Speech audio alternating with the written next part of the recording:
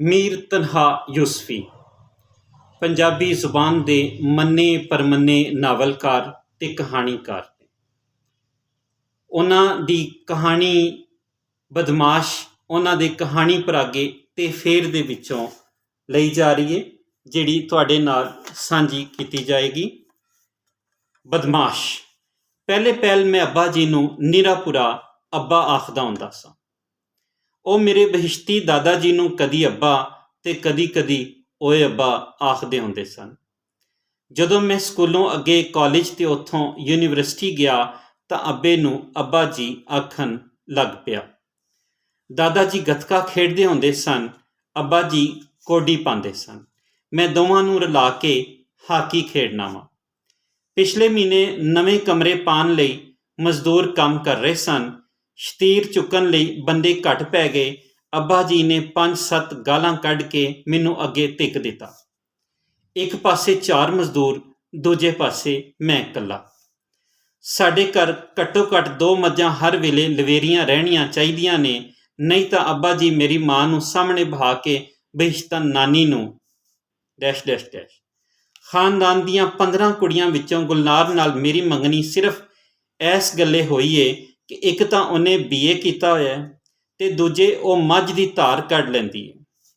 ਅੱਬਾ ਜੀ ਨੂੰ ਮੇਰੇ ਵਿਆਹ ਦੀ ਬੜੀ ਕਾਹਲ ਏ, ਕਾਹਲ ਤਾਂ ਮੈਨੂੰ ਵੀ ਬੜੀ ਏ, ਪਰ ਗੁਲਨਾਰ ਦੇ ਘਰ ਵਾਲਿਆਂ ਨੂੰ ਮੇਰੇ ਨੌਕਰ ਹੋ ਜਾਣ ਦੀ ਉਡੀਕ ਏ।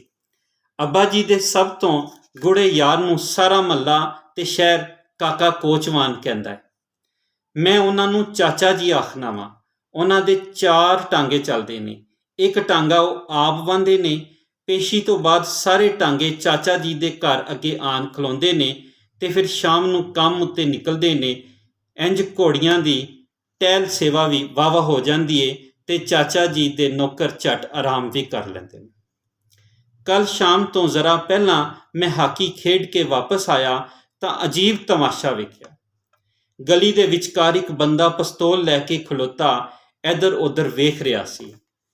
3 ਹੋਰ ਜਵਾਨ ਵੱਡੇ ਵੱਡੇ ਕੁਹਾੜਿਆਂ ਨਾਲ ਟਾਂਗਿਆਂ ਦੇ ਪਹੀਏ ਭੰਨ ਤਰੋੜ ਰਹੇ ਸਨ ਤੇ ਸਾਰੀ ਗਲੀ ਤੇ ਬੂਹੇ ਬਾਰੀਆਂ ਬੰਦ ਸਨ। ਗਲੀ ਵਿੱਚ ਨਾ ਵੜੀ, ਵਾਪਸ ਮੁੜ ਜਾ, ਪਿਸਤੌਲ ਵਾਲੇ ਨੇ ਮੈਨੂੰ ਲਲਕਰਾ ਮਾਰਿਆ। ਪਹੀਏ ਤੋੜਦੇ ਜਵਾਨ ਵੀ ਹੁਸ਼ਿਆਰ ਹੋ ਗਏ। ਹਾਕੀ ਮੇਰੇ ਸੱਜੇ ਹੱਥ ਵਿੱਚ ਸੀ। ਬੈਗ ਮੋਢੇ ਤੇ ਲਮਕਿਆ ਸੀ। ਇੱਕ ਝਟਕੇ ਵਿੱਚ ਬੈਗ ਤਿਲਕ ਕੇ ਭੌਂ ਉੱਤੇ ਤੇ ਹਾਕੀ ਹਵਾ ਵਿੱਚ ਤਰਦੀ 20 ਫੁੱਟ ਦੂਰ ਖਲੋਤੇ ਪਿਸਤੌਲ ਵਾਲੇ ਦੀ ਛਾਤੀ ਉੱਤੇ। ਮੈਂ ਗਲੀ ਦੇ ਫਰਸ਼ ਉੱਤੇ ਲਵੇਟਣੀਆਂ ਖਾਂਦਾ ਇੱਕ ਕੁਹਾੜੇ ਵਾਲੇ ਕੋਲ ਅੱਪੜ ਗਿਆ ਸਾਂ।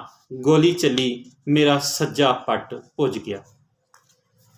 ਘਰਾਂ ਦੀਆਂ ਖੁੱਲ੍ਹਦੀਆਂ ਬਾਰੀਆਂ ਵਿੱਚੋਂ ਚੀਕਾਂ ਦੀ ਆਵਾਜ਼ ਆਈ। ਮੈਂ ਅੰਨ੍ਹੇਵਾਹ ਉੱਠ ਖਲੋਤਾ। ਮੁੱਕਦੀ ਐ ਪਈ ਲਾਰੀ ਅੱਡੇ ਉੱਤੇ ਆਪਣੀ ਵਾਰੀ ਤੋਂ ਪਹਿਲਾਂ ਸਵਾਰੀ ਚੁੱਕਣ ਤੋਂ ਸ਼ੁਰੂ ਹੋਣ ਵਾਲੀ ਇਹ ਲੜਾਈ ਸ਼ਹਿਰ ਦੇ ਵੱਡੇ ਬਦਮਾਸ਼ ਦੇ ਦਰਬਾਰ ਤੋਂ ਹੁੰਦੀ ਮੇਰੇ ਹੱਥੋਂ ਮੁੱਕੀ।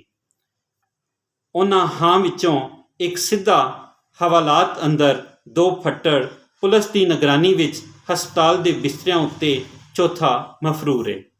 ਮੇਰੀ ਲੱਤ ਵਿੱਚੋਂ ਗੋਲੀ ਨਿਕਲ ਗਈ ਏ, ਹੱਡੀ ਬਚ ਗਈ ਏ। ਮੇਰੇ ਮੱਥੇ ਉੱਤੇ 12 ਟਾਂਗੇ ਲੱਗੇ ਨੇ ਤੇ ਖੱਬਾ ਮੋਢਾ ਪੱਟੀ ਨਾਲ ਆਕੜਿਆ ਹੋਇਆ। ਅੱਬਾ ਜੀ ਬਾਹਰ ਬਰਾਂਡੇ ਵਿੱਚ ਗਲੀ ਬਾਜ਼ਾਰ ਦੇ ਬੰਦਿਆਂ ਤੋਂ ਆਕੜ ਆਕੜ ਮੁਬਾਰਕਾਂ ਲੈ ਰਹੇ ਨੇ। ਮਾਂ ਘਰ ਖਤਮ ਸ਼ਰੀਫ ਕਰਵਾ ਰਹੀ ਏ। ਗੁਲਨਾਰ ਨੇ ਸਾਰੀ ਰਾਤ ਇੱਥੇ ਮੇਰੇ ਕੋਲ ਬੈਂਚ ਉੱਤੇ ਅੱਖਾਂ ਵਿੱਚ ਕੱਟੀ ਏ ਤੇ ਸਵੇਰੇ ਅੱਬਾ ਜੀ ਦੀਆਂ ਝਾੜਾਂ ਖਾ ਕੇ ਘਰ ਟੁਰ ਗਈ ਏ। ਪੁਲਿਸ ਨੇ ਮੇਰਾ ਬਿਆਨ ਲਿਖ ਲਿਆ ਏ।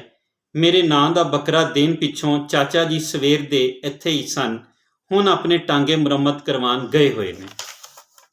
ਸਾਡੀ ਗਲੀ ਦੇ ਬਾਹਰ ਵਾਲੇ ਬਾਜ਼ਾਰ ਦੇ ਦੁਕਾਨਦਾਰਾਂ ਦੇ ਬੰਦ ਲਿਫਾਫੇ ਮੇਰੇ ਸਿਰਹਾਣੇ ਹੇਠ ਧਰੇ ਨੇ। 2 ਮਿੰਟ ਪਹਿਲਾਂ ਮਨਿਆਰੀ ਵਾਲਾ ਤਾਇਆ ਨਜ਼ੀਰ ਇੱਥੇ ਬੈਠਾ ਕਹਿ ਰਿਹਾ ਸੀ, ਐਵੇਂ ਪੜ ਫਾਵਾ ਹੁੰਦਾ ਰਿਹਾ ਏ। ਇਹ ਕੰਮ ਕਿਧਰੇ ਪਹਿਲਾਂ ਹੀ ਸ਼ੁਰੂ ਕਰ ਦਿੰਦਾ ਤਾਂ ਅਸੀਂ ਗੈਰਾਂ ਦੇ ਬੋਝੇ ਕਾਹਨੂੰ ਭਰਦੇ।